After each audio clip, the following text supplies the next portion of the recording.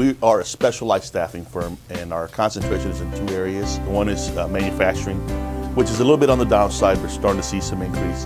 That division is managed through our Resource MFG brand.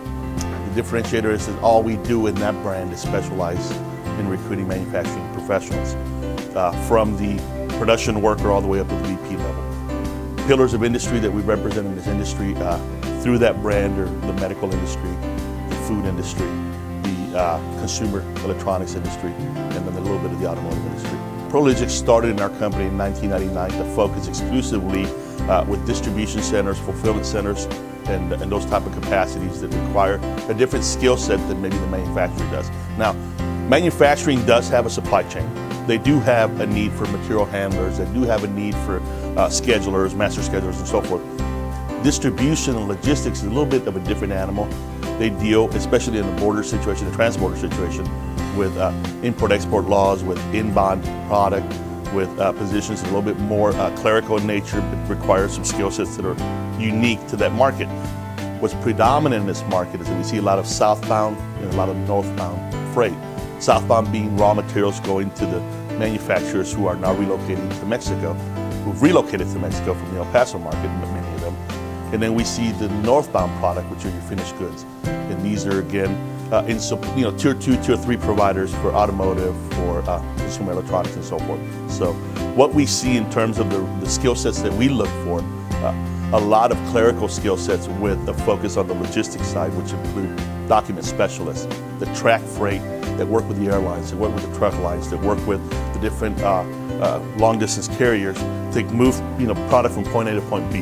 Along with that, we look for customer service folks, and we have a strong focus in El Paso for customer service in the call center environment. This is a totally different customer service focus.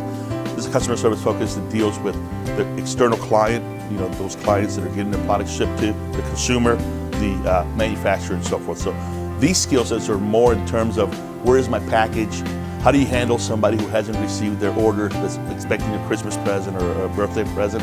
How do you handle that customer that's looking for that particular piece of product? Those are the customer service levels that we look at. Really, it's become a really sophisticated industry. We're thrilled to be in that industry. We're thrilled to be in El Paso. We've partnered with some very large providers.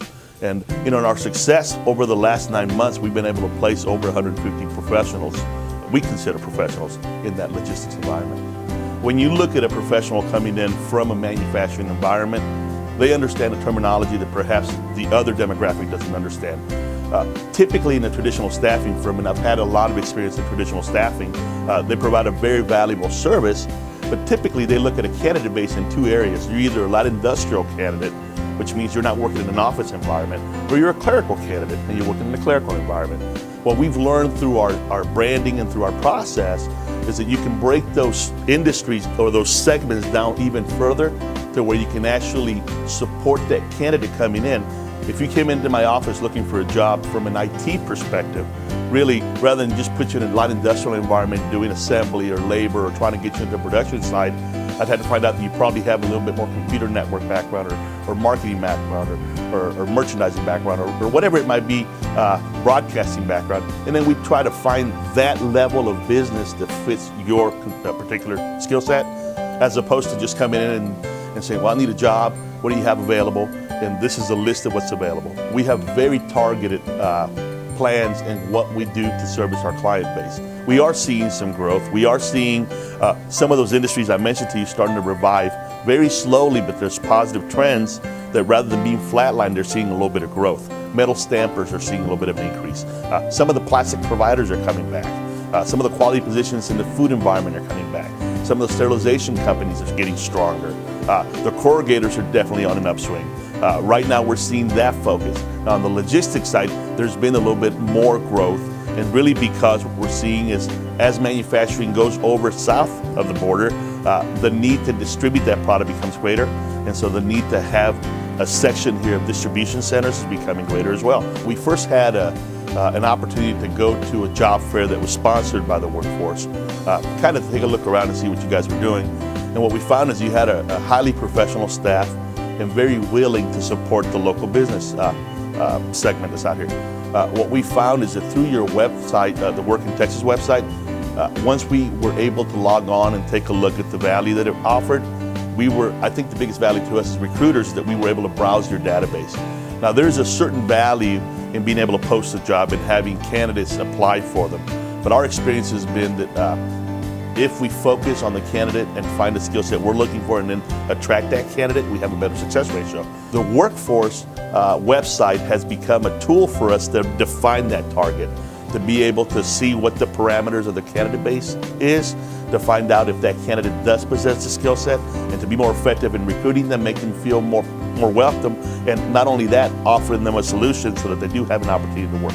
You know, most employers look for probably 6 areas that are important to them in terms of identifying a member for their team.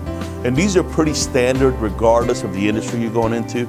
These are really some soft skills and stuff that's important to them. Probably the first thing we look at when we're looking at screening a candidate for a particular position is their job knowledge. And certainly we spend a lot of time in our efforts determining whether they have the job knowledge, first of all, to perform that function. We look at their customer focus. How willing is this candidate to be able to support the directives and the needs of that client partner that we have? So if you're looking at an industry that perhaps you want to get into, you know, you've got to know the industry and you've got to be able to deal with the customer base that's there. Then we start looking at some of the hard skills. What's their attention to detail like?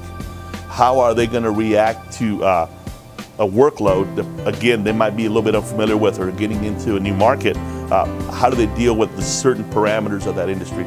What is their attention to detail and that focus? Then we look again at their teamwork, their flexibility.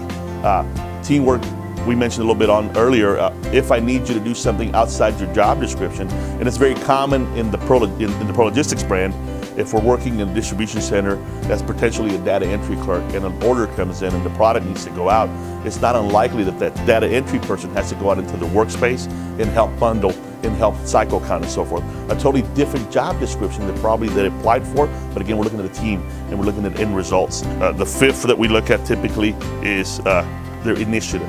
You know, how much direction does this candidate need? Is this a candidate that will become an emerging leader for us? Is this somebody who can go partner with a client and in knowing what needs to be done, does it without being told?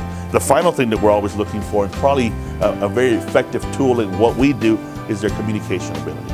And we look at that last, but it's as critical as every other factor that we mentioned. And the communication that we talk about is how they communicate with their team, how they communicate with their end user, how they communicate with their directors. When we can get that package together and get those skill sets defined, we do a good job of placing that individual in the industry they want to go into. So if I'm a student and I'm getting ready to get out of school and I want to get into an environment, I need to focus on those fundamental things, of those attention to detail fundamental things, those computer skill sets, those basic math skills. We always suggest to our candidate base before we set them up for an interview that part of their homework assignment before we schedule them is they spend some time on the website, learning some of the goals, learning some of the opportunities, and learning some of the direction that that company they're applying for is doing, rather than going out there knocking on doors and figuring out who's giving you a free pencil at the job fair. You know, that's not the value.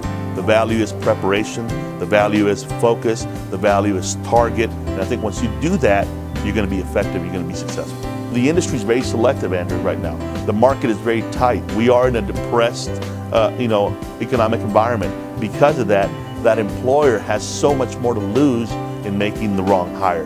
And so they're more demanding of a candidate base now. The expectations are much higher than they've ever been. The usage of resumes has become almost a mandatory aspect of even entry-level positions. So I would suggest to your candidate base going out to the job fair that if you really are interested in finding an opportunity, research those companies that are going to be there.